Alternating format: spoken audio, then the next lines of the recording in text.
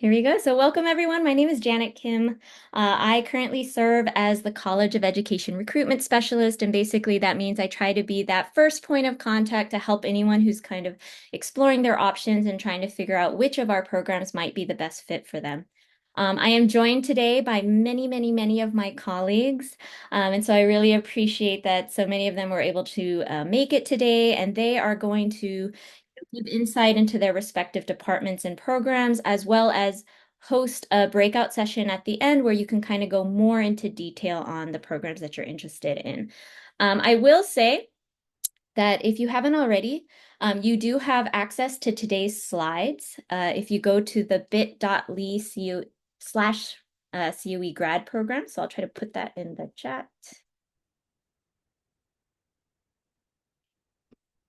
so that you don't have to take vigorous notes. You'll have all the links to the different departments and websites for your reference afterwards. So, okay, so let's go ahead and get started. I'll let the faculty, if you can maybe introduce yourself when we get to your department slide, and then cover the information, and then we can do any additional introductions as we go. But today's agenda, so the purpose of today's event is we are going to give an overview of the different graduate programs that we have. So we'll cover some general information that's kind of applied across all programs. Then we will give an overview of all the programs that are available, and we're going to do that by department that they're housed in. And then we'll also have a section based on kind of like the logistics, funding, and application support if you do decide that you want to apply to one of our programs. The next part of today's session will be to hear from some of our current graduate students. And so we will have a graduate student panel that'll kind of give insights on their perspectives and advice and recommendations for those of you who might be thinking of doing a graduate program. And then the last part of today will be individual breakout sessions where we will kind of divide by the department so that you can have an opportunity to hopefully go in, talk with the faculty who are involved in that department, and maybe ask more detailed questions about their respective programs. Oops. Okay, so we do have lots of different types of graduate programs, and so I wanted to start there.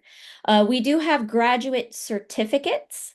And so those are typically between 15 to 18 credits. We also have master degree programs, which are typically between 30 to 33 credits. And we also have doctoral degree programs, which can range anywhere from 40 to 64, maybe even more credits. Now, for those of you who are joining us today who are licensed classroom teachers, if you are looking for a graduate program for professional development and advancement, it can also support you in terms of your salary.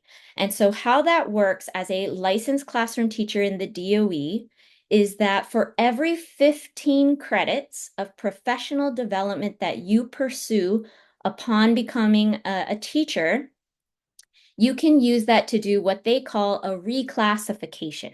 So most teachers, when they graduate from their licensure program, will enter at class 2 or class 3, depending if they have a bachelor's or perhaps a postbac or a master's degree. But starting in 2026, the DOE is going to institute a brand new class 8, which is just a further level of advancement that all teachers can take. So all teachers, if you come back and pursue any one of our graduate programs, it is possible that for every 15 credits, you can jump to the right of the DOE pay scale.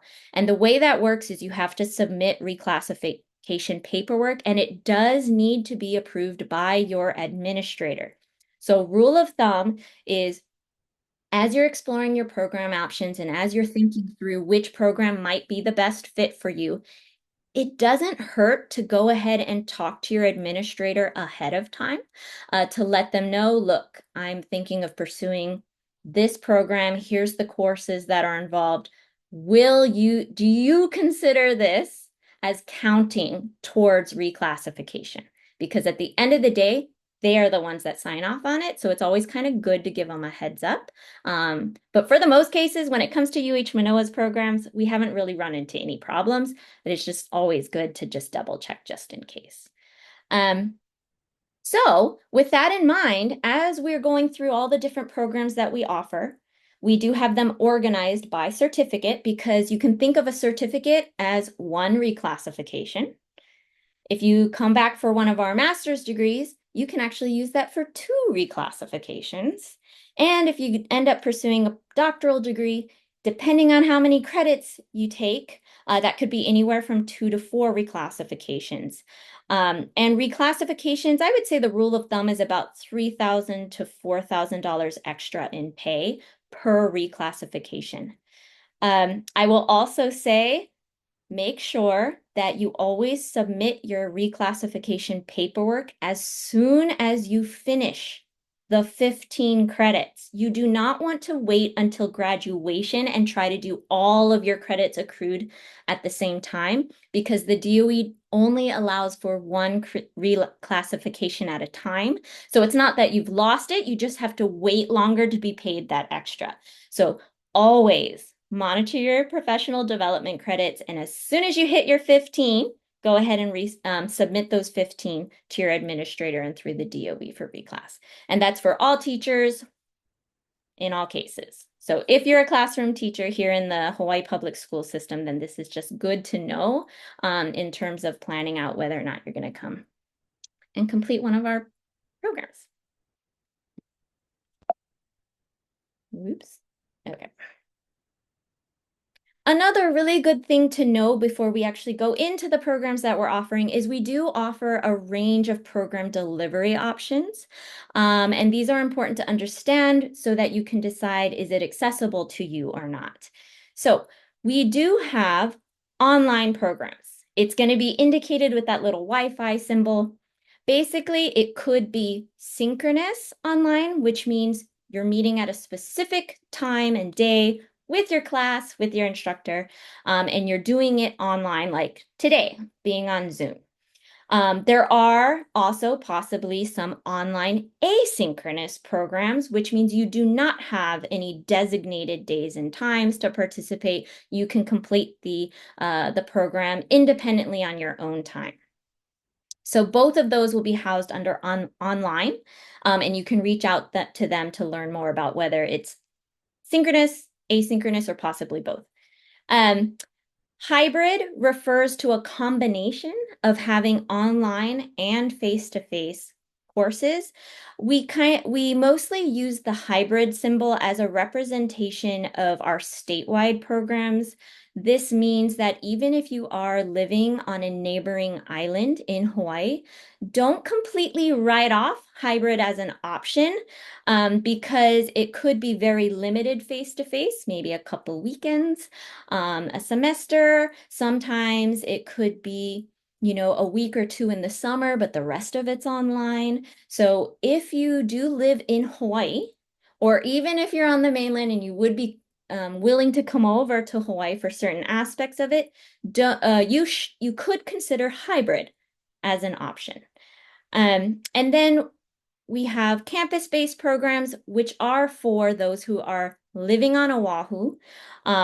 It does mean that you're going to have most, if not all, of your classes on campus, in person, and typically in the evening. I will say for graduate programs in education, they are designed almost always to accommodate individuals who are teaching during the day.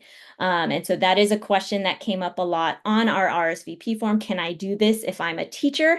And the answer is yeah, most likely yes, because of almost all, if not all, programs are going to be designed with that in mind. So I would say campus-based is really for those who are on Oahu or are willing to relocate to Oahu to do the program. However, it doesn't mean that all of your classes are going to be in person. It's more just the accessibility of it. If it says it's campus-based, you will need to be on Oahu in order to pursue that program. Okay. Faculty, anything you want to add to this? Okay, so keep these symbols in mind. So the house means it's campus-based. The Wi-Fi symbol means that it's online. And if it has both, that means it has a little bit of both, but it's considered a hybrid program. All right, so I'm going to pass it off and we're going to start with one of our first departments, which is the School of Teacher Education. How's it, everyone? My name's John Yoshioka. I'm the chair of the School of Teacher Education. As you can see there, the programs that we have are either post-bac or a master's of education and teaching, and you can see that there are a variety of different options under each. So we like to think we have something for everybody. I mean, if you're interested in teaching, and we also have delivery modes, which also make it accessible for folks either here or on the other islands. You can see our Aoaku Aomai, and what we wanted to do was try to capture what the faculty and graduates of our program believe in. And we believe in the reciprocity of teaching and learning, that you teach and you learn, and you learn and you teach. And that we all have strengths and are able to communicate those kinds of things to each other. So it's not just a one-sided kind of thing. We're teaching and learning from one another all the time. The last piece there is talking about state-approved teacher education programs. You'll see that abbreviation all over the place. It's called SATEP, and our program is one of the programs in the state that is state-approved teacher education. So um, if you graduate from it, you'll be recommended for teacher licensure and be able to teach in the Hawaii DOE. And there's also reciprocity with some of the other states as well. So that is my spiel. Thank you for being here. Thank you. And I did want to also point out that because licensure, that whole SATEP component of these particular programs do have a lot of additional requirements and things related to certification. So we actually do host monthly information sessions specifically for those who want to become licensed to teach. So while we're not going to go into detail today about that, we do highly encourage you, if you're here and you're thinking, I want to be a licensed teacher, then we do encourage you to also join us using that link for the info sessions.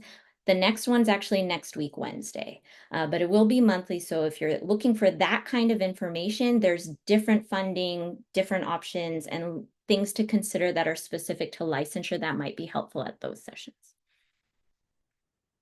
Okay, so we'll pass it off to curriculum studies. Thank you, Janet. Hi, everyone. My name is Patricia Halagao, and I'm joined with my colleague, Dr. Kimo Cashman. We're from the Curriculum Studies Department, and I just wanted to start off with our Olela no Yao, which is to I malama I ko olelo I kuleana I kipa maiai, which means to remember the invitation, for it gives you the privilege of coming here.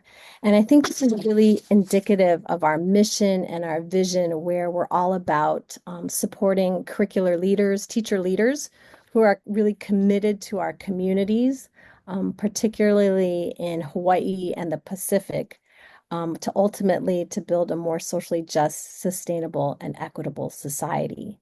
And so with that, we're very much grounded in our place here in Hawaii.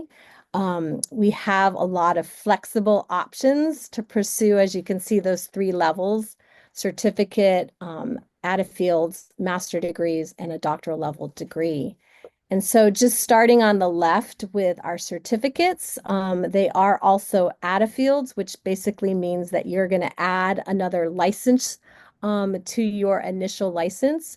And you can see they're asterisked, and those are the ones that are our added fields. And so we have an added field in what we call multilingual, multicultural professional practice, or an added field in TESOL, teaching English as a second language, in teacher leadership, early childhood, literacy specialist, and then our first in the world ethnomathematics graduate certificate. And that one you can actually get a license as well.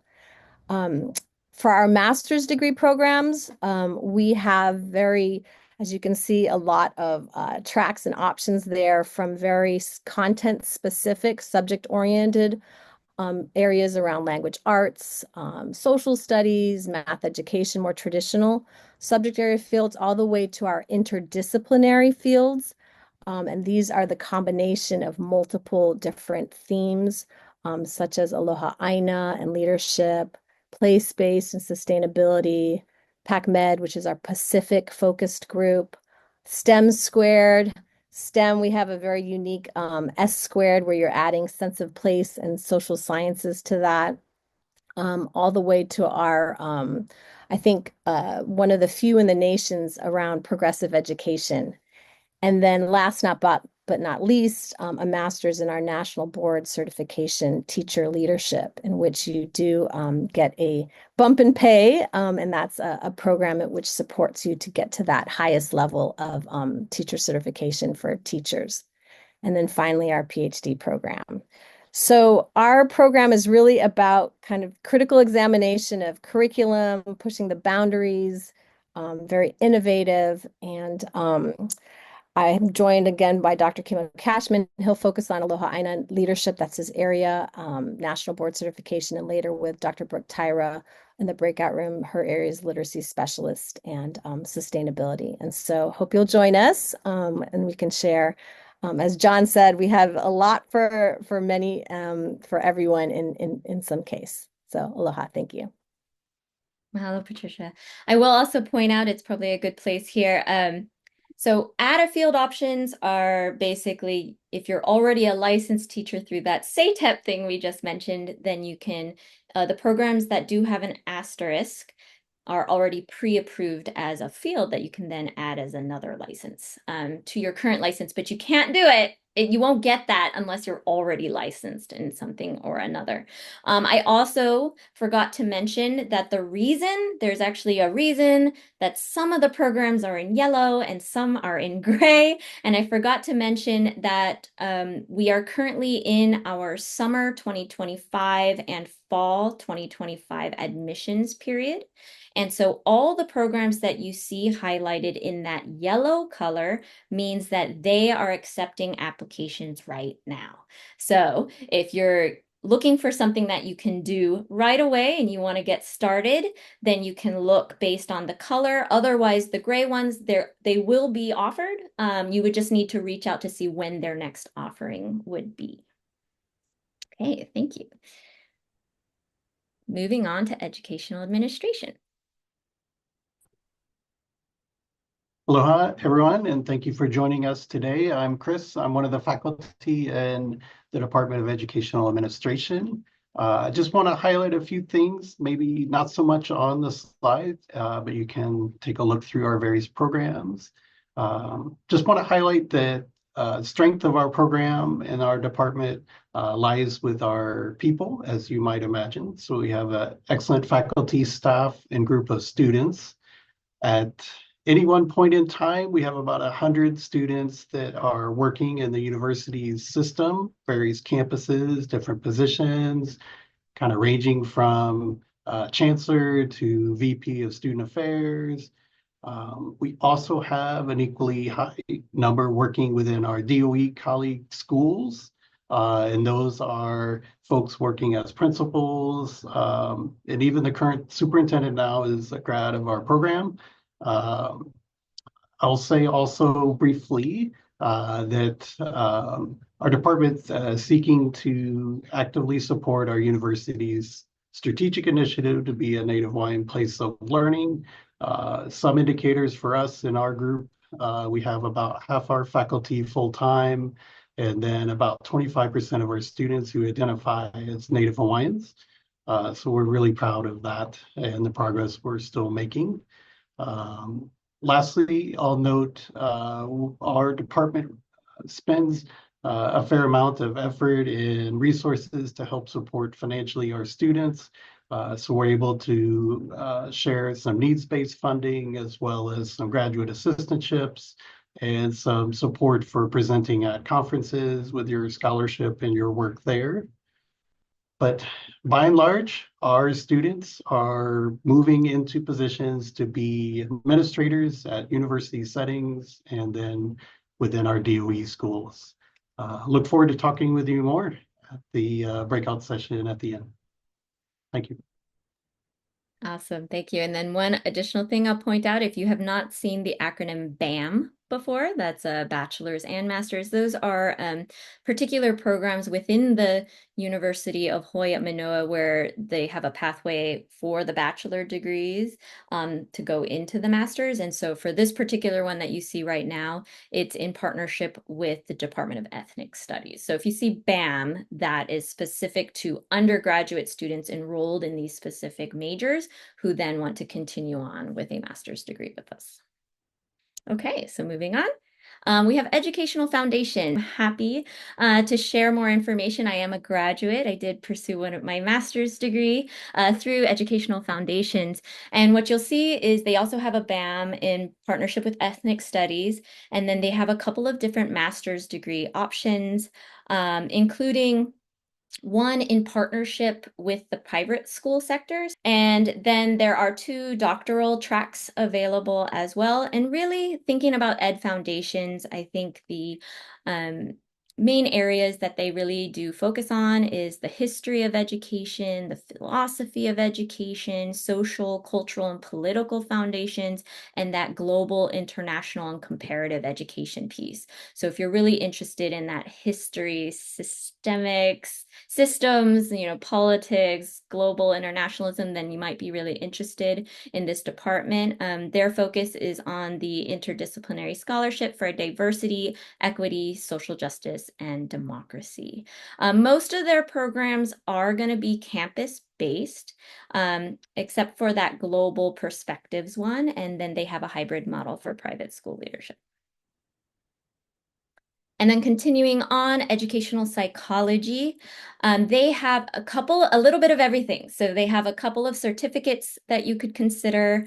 They also have a BAM with the Department of Psychology on campus, and they have some master's degrees and doctoral degree options. Again, they are mostly campus-based. If you want a in-person experience and you want to pursue like a campus-based program, then you could look at some of the educational psychology programs.